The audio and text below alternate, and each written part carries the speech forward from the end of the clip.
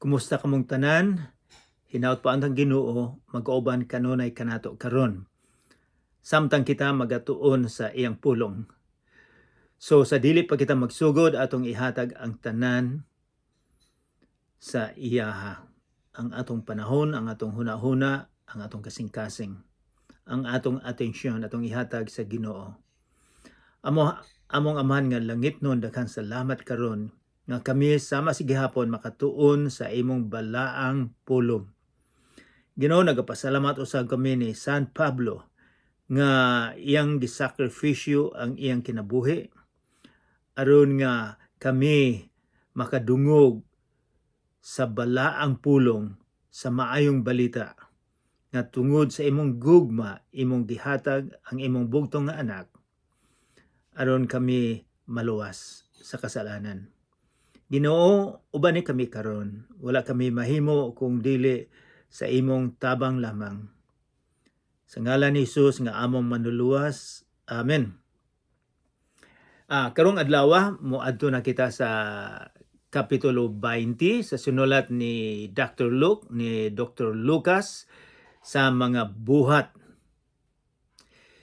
Guys, naa na ba mo dinha sa Kapitulo 20. So ang bag-ong tugon, New Testament, magsugod og Matthew, Marcos, Lucas 1, and then ang mga buhat sa Espiritu Santo. Naana ba mo din ha karon atong abrihan? So magsugod kita sa versikulo 1. Ang title na inyong paragraph mao miadto si Pablo sa Macedonia o sa Gracia. Verse 1, versikulo 1. Sa pag-undang na sa kagubot, unsa man ning giingon ni Lucas nga sa pag-undang na sa kagubot, ang nahitabo gud sa kapitulo 19 nga si Pablo nagtudlo mahitungod sa kaluwasan duol tulo ka tuig didto sa Efesos. So sa iyang pagtudlo, daghang mga tao nga naapektuhan ang ilang kinabuhi. Daghang mga tao nga ang ilang pagtuo sa kaluwasan nabalhin. Kadaghanan nila mituo sila nga ang ilang kaluwasan lamang kung sila magampo sa usa ka babayi nga rebolto si Diana. Mao na ilang kinabuhi, mao na ilang pagtuo for a long time, pila ka gatus ka tuig. O karon ang nahitabo sa pagsermon ni Pablo nga usa lang ang Ginoo nga si Jesucristo lang ang nagpakamatay kanatong tanan. Nagtudlo siya didto og sobra sa duol sa tulo ka tuig. Ang mga tao nabalhin. Jutay na lang ang mopalit og mga rebolto. So ang mga negosyante ang gahimo sa rebolto, nagrevolusyon sila. Nasuko sila nga tungod ni Pablo ang ilang source of income, ang ilang negosyo namatay. So ang pulong sa Ginoo makausab. So mao na initabo paghuman niadto, mao na ning versikulo 1. Sa pag-undang na sa kagubot kay nagubot man ang tibok nga syudad. Naundang gitigom ni Pablo ang mga magtutuo og human nila sila dasiga na namilit siya kanila og miadto sa Macedonia. So adunay pulong dinhi nga importante iyang gidasig ang mga leadership, ang mga pangulo sa mga simbahan. Ang simbahan nila sa unang panahon house church, sa balay lang sila. So iya siyang gi-encourage nga ang pagsunod ni Jesucristo lisod kaayo, kinahanglan nga muduol mo sa Ginoo, sa kalisod muduol mo. Versikulo 2, miagi siya ni adto mga dapita o gidasig usab niya ang mga magtutuo didto. Unya miadto siya sa Gracia. Verse 3, og didto nagpabilin siya 3 ka bulan. Nangandam na siya pag-adto sa Syria, sa dihang nahibaluan niya nga ang mga Hudiyo naglaraw sa pagpatay kaniya, busa mibalik siya og agi sa Macedonia. So si Pablo gustong mobalik na sa Macedonia. Gusto siya mobalik dito sa Jerusalem. Aron sa pagbisita sa mga kauban sa mga Kristohanon, o gusto usab siya nga moadto dito sa templo. Apan nahibaw-an niya nga adunay plano nga patyon siya dinha sa barko. Wala ko kabalo giunsa niya pag kahibalo nganong nahibaw-an niya mo nang wala siya mosakay sa barko. Sa unang panahon, ang si Pablo, tungod sa iyang pagsabwag sa maayong balita, daghang mga Hudiyo nga gustong mopatay niya. Si Pablo Hudiyo na siya, ang atong Ginoong Hesukristo Hudiyo. Ang mga apostoles, disipulo mga Hudiyo. Apan dinhay mga Hudiyo nga dili gyud mutuo nga si Jesus ang manluluwas. Bisag karong panahon na usab, daghang mga tao na dili mutuo nga si Jesus Ginoo, nga si Jesus lamang ang makaluwas kanato. Daghan kaayo. And then verse 4, si Sopater nga anak ni Pero nga taga Berea mikuyog kaniya. Nanguyog usab sila si Aristarco o si Segundo nga mga taga Tesalonica, si Gayo nga taga Derbe, si Timoteo o sila si Tyquico o Trophimo nga taga lalaluwigan sa Asia. So daghang mga tao nga gi-mention ni Lucas, apan duha ka tawo nga sa akong nabasahan nga importanteng atong mahibaw-an. Ang una, si Aristarco. Adunay pulo nga aristocrat. Kining mga ngalana, mga sikat ni silang lungsod. Mga daghang nahibalo nila, siguro mga dato ni sila, mga edukado, so kaila ni sila sa ilang lungsod. And then ang usa-usab, Segundo. Okay, unsa man ang Segundo? Second. Sa unang panahon, ang mga servant, mga slave, dili sila nganlan og titinod nilang ngalan. Kundili moingon lang silang ikaw ang numero 1, ikaw ang numero 2, mga slave. So atong mahibaw-an dinhi nga ang grupo nga misunod sa atong Ginoong Hesukristo, ang grupo ni Pablo, adunay sikat sa katilingban o aduna usay dili sikat. So silang tanan sa ilalom sa cross ni Jesus, pareha kitang tanan. Walay sikat, walay pobre, kitang tanan pareho. Verse 5, versikulo 5, miuna sila og nakulat kanamo dito sa Troas. So ang versikulo 5 atong mahibaw-an nga adunay pulong kanamo, plural. Og dinhi atong mahibaw-an usab nga miuban na si Marcos sa ilaha, o si Dr. Luke. So mingon mi sa kanamo. So apil na ang si Dr. Lucas. Dinhi atong mahibaw-an nga ang writer ning gasulat ni ining libro nga atong gitunan karon, nakita nakadungog gyud siya ni San Pablo. So sigurado kita nga kini tinuod ning nahitabo. Versikulo 6, unya pagkaliwas sa kasaulugan sa pan nga walay patubo, ato na ning natun-an kining pan anyang kasaulugan sa pan nga walay pagtubo. Just a reminder, para dili na to malimtan, basig nalimtan ninyo nga kasaulugan sa pan nga walay pagtubo. Fiesta ni sa mo na giingon nga the Feast of Passover, or sa in English, the Feast of Unleavened Bread. Kining fiesta, kadulungsod sa Pilipinas, kadaghanan ay fiesta. Na fiesta na ay lechon, na ay humba.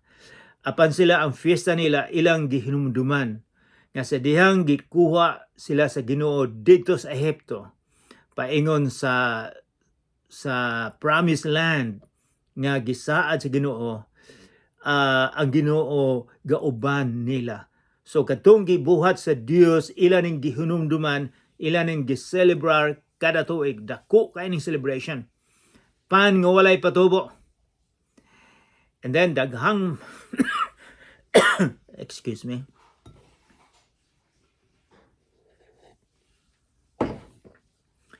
Pila ka milyon ka tawo nga moadto sa Jerusalem.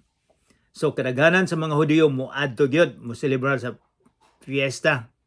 Ako gusto akong moadto fiesta sa among lungsod, kay sa among lugar dinhi walay fiesta. So maybe someday mo makaadto ko sa fiesta. And then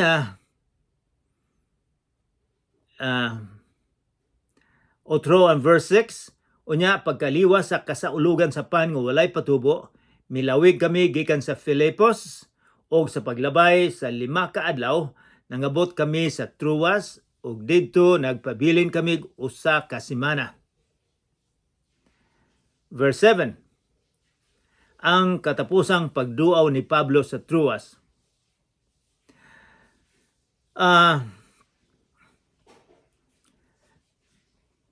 Sa unang panahon, I don't know, pila na katuig karon nga sikat kayo si kinsa ning sikat nga boxer sa atoa, si Pacquiao. Sa iyang pagkasikat bisag kami diri, amog yung siging lantawon ang boxing ni Pacquiao. Bisag unsang urasa, dili mi gustong matulog tungod kay gusto na mo makita ang boxing ni Pacquiao. Labi na kung iyang patulugon ang iyang kontra.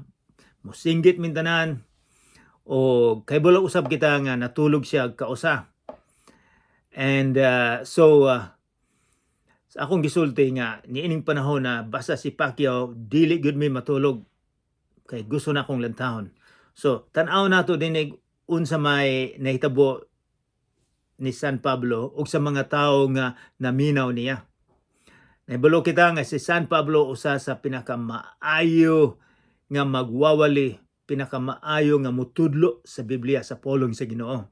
So verse 7, sa unang adlaw sa semana nagtigom kami aron sa pag-ambit sa balaang panihapon, og ang mga tawo giwalihan ni Pablo hangtod sa tungang gabi kay mugikan man siya sa pagsunod nga adlaw. So niining bersikulo adunay mga importante nga atong tunan, pananglitan. Mingon siya sa unang adlaw sa semana. Unsa man ning unang adlaw sa semana? Domingo.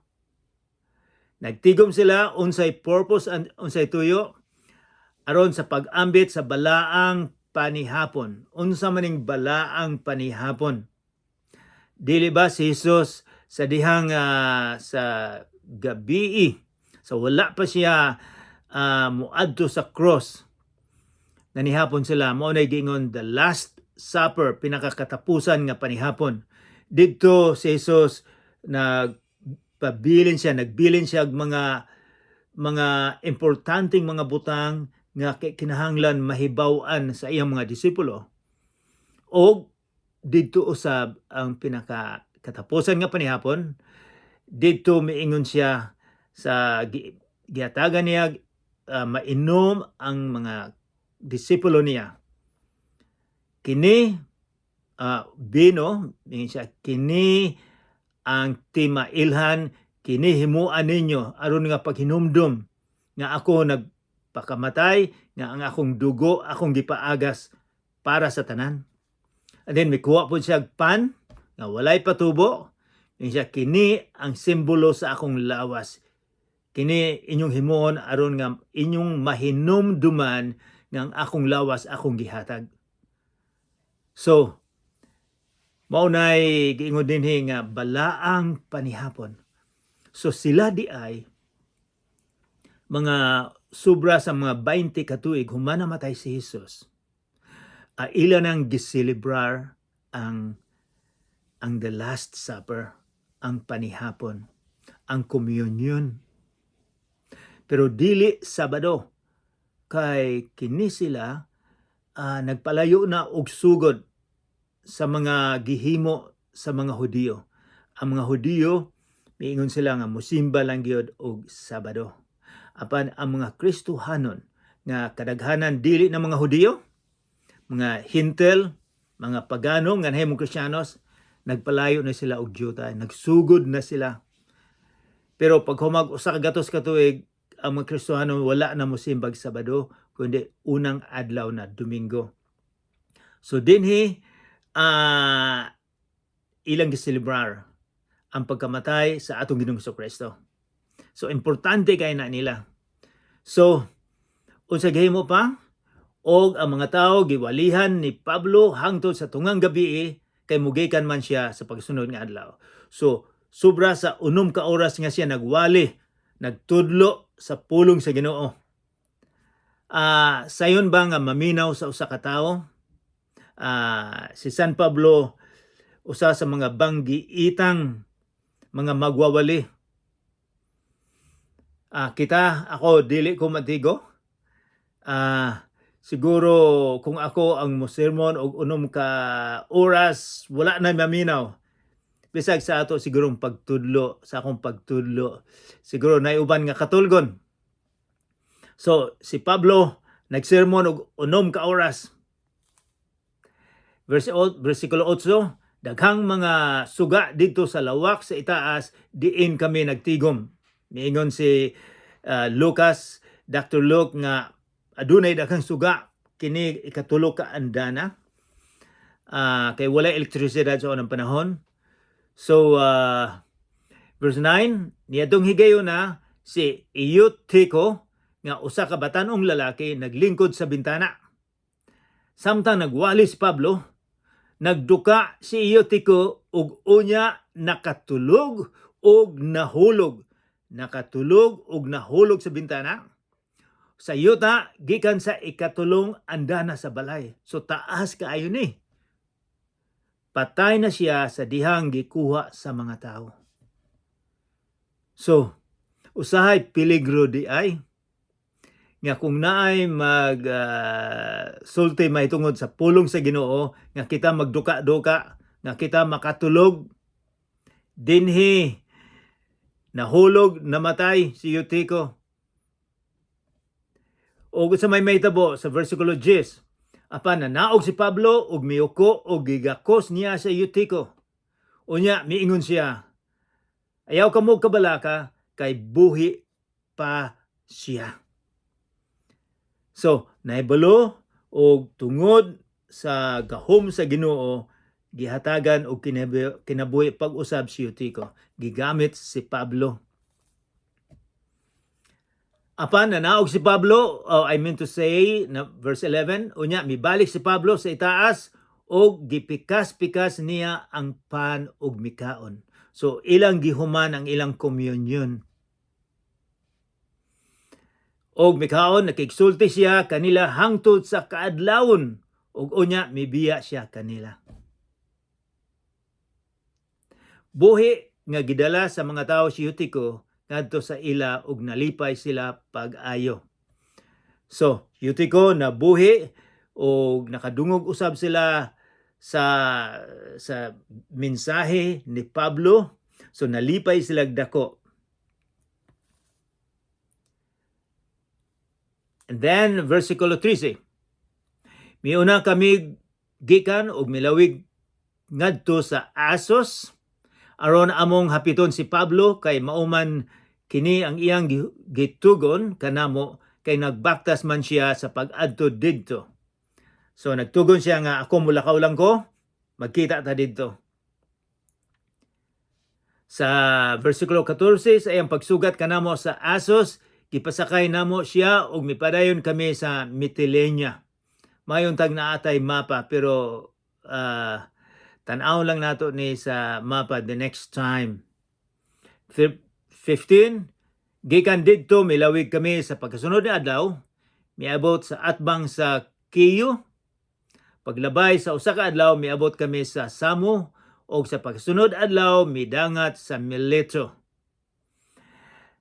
16 mihukom si Pablo nga molabay lamang sa Efeso aron dili siya malangan didto sa lalawigan sa Asia kay nagdali man siya aron makaabot sa Jerusalem sa adlaw sa Pentecoste. Pentecoste paghuman sa Passover, 50 days 50 ka adlaw paghuman ni atong Passover mao nay Pentecoste. Ang Pentecoste atong mahibaw-an nga didto gihatag sa Ginoo ang Espiritu Santo sa adlaw nga Pentecoste, 50 days after Passover. And then verse 17, ang panamilit nga pakigpulong ni Pablo ngadto sa mga pangulo sa simbahan sa Efeso. Panamilit. Nayubang mga tao nga kung usa sila mamatay aduna sila'y panamilit. Siguro maingon siya nga ang akong manok, kung mamatay ko, ang akong manok ayaw ninyo kalimti pagpakaon. Or maingon siguro ang uban, ang akong manok nga pula akong ihatag ni Tampulano sa akong anak. Or ang akong motorsiklo akong ihatag ni bisag kinsa. Or maingon siguro siya nga kamong mga anak magbinutan mo, ayaw mo pag-inom-inom, ayaw mo pagtilaw mga drugs kay makadaot na, or kung kamo mag-drive ng motorsiklo magpahinay mo. So daghang mga panamilit. So kini atong tunan ang panamilit ni San Pablo.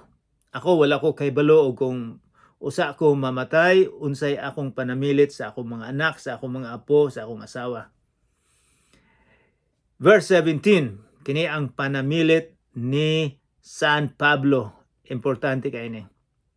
Verse 17, samtang dito si Pablo sa Mileto, gipasuguan niya ang mga pangulo sa simbahan sa Efeso. Remember, duol siya, sobra siya sa 2 ka tuig dito sa Efeso nga gatudlo. So di na siya gustong moadto sa Efeso, iya na lang gisuguan nga moadto. Aron paghangyo kanila sa pakigkita kaniya. So mga leadership didto, mga pangulo sa syudad sa Efeso iyang gipaadto didto. Sa nianang panahon na wala pa'y simbahan sila. Ang ilang mga pangulo, ang ilang pagsimba na lang sa kabalay-balayan. So naapoy mga leader nila, naging ansyano nga iyang gipaadto didto. Verse 18, sa pag-abot nila miingon siya, nasayod kamo kung giunsa nako paggamit ang tibuok kong panahon samtang ako uban kaninyo. Sukad sa unang adlaw sa pag-abot ko sa lalawigan sa Asia. Sabi na, nasayod kamo, nakita ninyong kinabuhi nako. Giunsa ko paggamit sa tibuok kong panahon. So ang panahon ni Pablo iya yung gigamit aron nga matudluan ang mga tao dito may tungod sa atong Ginoong Hesukristo. Verse 19, uban sa dakong pagpaubos og mga luha, nag-alagad ako ingon nga sulugoon sa Ginoo. Bisan pa sa mga pagsulay nga midangat kanako gumikan sa mga daotang laraw sa mga Hudiyo. So daghang pagsulay, mga kalisdanan nga na-eksperyensyahan ni Pablo tungod sa mga Hudiyo. So mingon siya wala gyud ko mo surrender. Usa sa mga gustong muhunong gyud ni Pablo mao ang mga Hudiyo.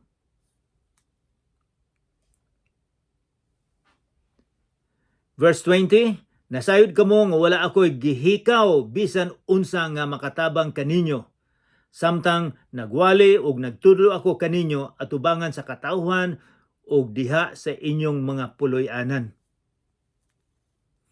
21, giawag ko ang mga Hudiyo og mga dili Hudiyo sa paghinulsol og sa pagbalik ngadto sa Dios og sa pagtuo sa atong Ginoong Hesus.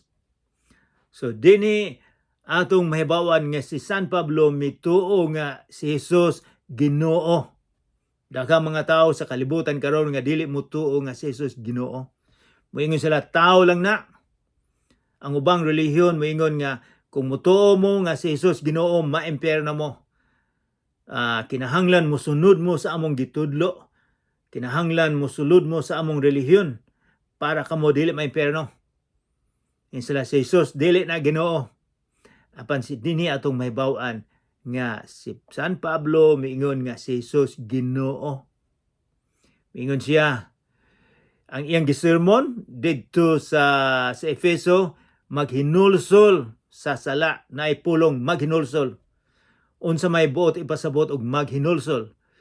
Maghinulsol nga kung ang punteriya sa direksyon sa atong kinabuhi layo sa Ginoo, ang atong punteriya relihiyon nga makaluwas ka nato, mingon siya usbon, ang makaluwas ka nato maulang ang atong Ginoong Jesucristo. Mao nay tema sa iyang pagsermon. And then verse 22, o karon minanduan sa Espiritu Santo, moadto ako sa Jerusalem ug wala ako masayod kung unsay mahitabo kanako didto. Kay peligro kayo, nahibalo siya nga peligro kayo kung moadto siya sa Jerusalem. Kay iyang ngalan sa tibuok Asia nahibalo na ang mga Hudiyo nga tungod ni Pablo daghan ang mga tawo nga mibiya sa Hudiyo ug nahimong Kristiyanos.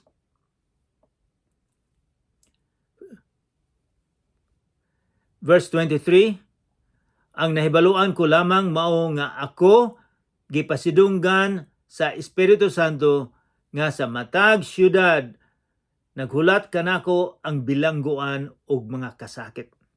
Mingon siya, nahibalo ko nga bilangguan kasakit ang mahitabo kanako. Apan, mingon siya, apan kung kadtong kalisod nga akong maaguman, apan unsa ingon niya? Apan giisip ko ang akong kinabuhi, misa ang akong kinabuhi nga walay bili. Basta lamang matapos ko ang buluhaton nga gihatag sa Ginoong Hesus kanako. Nga mao unsay gihatag ni Hesus kaniya samtang dito siya naglakaw sa dalan sa Damascus, nakig-istorya si Jesus kaniya.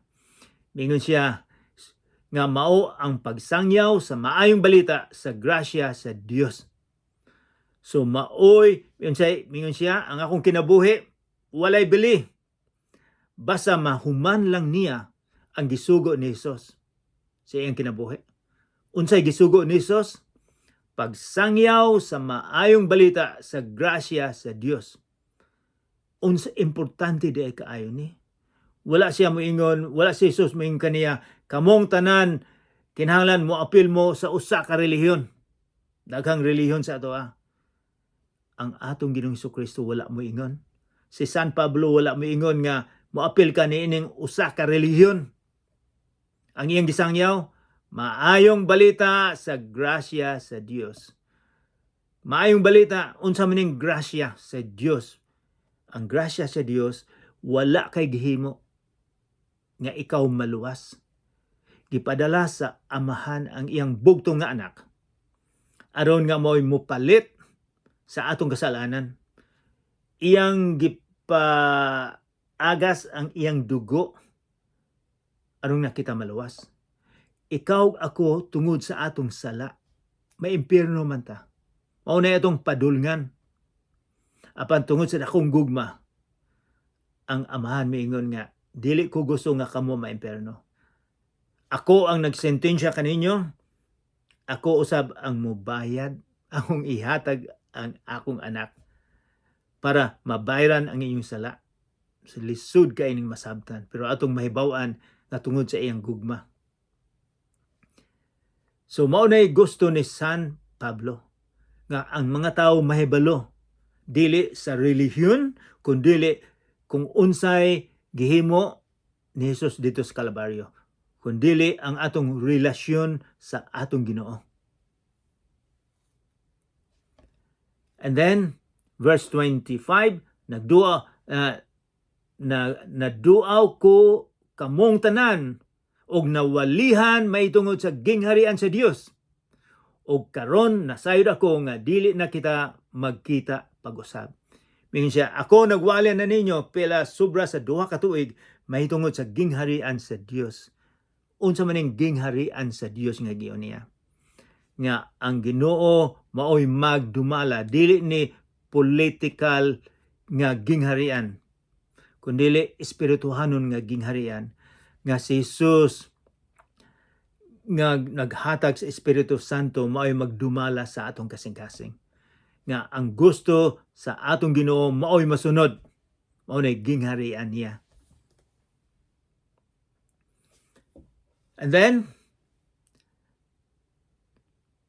verse 26, busa, minsa busa, therefore niining adlawa sultihan ko kamo sa walay lipod-lipod, nga kon aduna may kaninyo'y dili maluwas, ayaw ako ninyong basola. Don't blame me kung naay dili maluwas, ayaw ninyo kong basola. Kay wala ako magpanuko sa pagpadayag kaninyo sa kinatibuk-ang katuyuan sa Dios.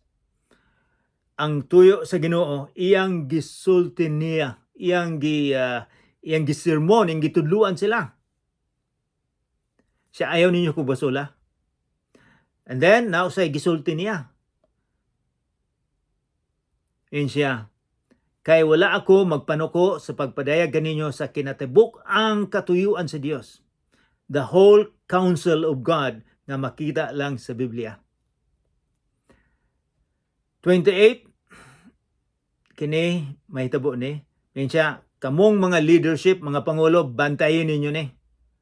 Ang inyong kaugalingon, bantayan ninyong kaugalingon, o ang tanang mga magtutuo nga gitugyan sa Espiritu Santo aron inyong amumahan. Siya, kamong mga pangulo, sa grupo simbahan, inyong amumahan, inyong tagdon. Mura mo og nagbantay sa karnero, na amoy karnero, kamo ang magbalantay, kamo ang magpakaon nila. Atimana, siya, atimana usab ang simbahan sa Dios nga naiya pinaagi sa dugo sa iyang anak. Ingon siya, atimana, adunay pulong gigamit, atimana. So mao ni giingon niya nga usa ko mo adto sa Jerusalem, kamong mga leadership, mga pangulo, atimanan ninyo kanang mga tawo nga gihatag ninyo. Mao nay purpose sa mga leadership sa simbahan nga tagdon ang mga membro. Dili lang kung ikaw leader, dili lang tungod kay gusto kang makakuha og kwarta sa mga membro, kundili ang imong tuyo nga sila atimanon ninyo, pakaunon sa pulong sa Ginoo. Nibalo ako nga inigbiya ko kaninyo, na usab importante. Siya, kung biya ko kaninyo, anhaon kamo sa mapintas nga mga lubo, wild dog, mga iro ni nga dagko nga walay tag-iya sa ilang panahon, og wala sila'y sayloan sa panon sa mga magtotoo. So mingon siya, adunay iro dinha nga dili niya masayloan, na ay mga iro sa inyong grupo nga mukaon. May pipilaon niya ka mga tao diya sa inyong pundok nga manodlog bakak aron pagdani sa mga magtutuo sa pagsunod kanila. Mingon siya, magbantay kamo kay adunay mga tao usab sa inyong simbahan nga magtudlog mga bakak. Bosa, ingon siya, verse 31, therefore, pagbantay kamo o hinumdumi nga sulod sa 3 ka tuig gitambagan ko ang matag usa kaninyo sa adlaw o sa gabi uban sa mga luha. 3 ka tuig ako mong gitunan, ako nagtuon kita sa pulong sa Ginoo. Sabi mingon siya, uban sa luha. O karon itugan ko kamo ngadto sa Dios o sa mensahe sa inyong grasya. Makalig-on siya o makahatag kaninyo sa mga panulundon nga gitagana alang sa tanang katawhan nga iyang gibalaan. Verse 33, wala ako maibog sa salapi. Ingon siya, sa dina ako ninyo sa 3 ka tuig, wala ako maibog sa salapi. karong panahon na bisag sa among lugar dinhi daghang mga leader sa simbahan nga nag-alagad sila tungod sa kwarta. Mingon si San Pablo, wala ko maibog sa salapi o sa bulawan o sa biste ni bisan kinsa. Siya, kung naa sila'y kwarta, wala ko naibog. Kung sikat sila, wala ko naibog. Kung naa sila'y SUV, wala ko naibog. O sa biste nila nga maayong sinina, wala ko naibog ana. Kamo mismo nasayod nga kining akong mga kamot naghago sa pagsangkap sa tanan nga gikinahanglan nako ug sa akong mga kauban. Minsa ako wala ko nagsalig ninyo. Nagtrabaho mi para makakaon. 35 diha sa tanan nga akong gihimo gipakita ko kaninyo nga kinahanglan kita maghago. Minsa kamo mga pangulo kinahanglan maghago aron pagtabang sa mga maluyahon uban ang paghinumdom sa giingon sa atong Ginoong Hesus. Mingon si Hesus, labaw nga bulahan ang paghatag kaysa pagdawat. Unsay giingon ni Hesus? Labaw nga bulahan, mas maayo ang muhatag kaysa mudawat. Human kini masulti ni Pablo, miluhod siya ug nagampo uban kanilang tanan. So miluhod siya nagampo. Ato usab mga mahinumduman nga ang pagampo dili lang magluhod. Si Jesucristo nagampo siya nagtindog na panahon nga magluhod. Pero ang importante dili kung unsay posisyon sa imong lawas, kung dili unsa ka kasing-kasing kinasing-kasing ang imong pagampo.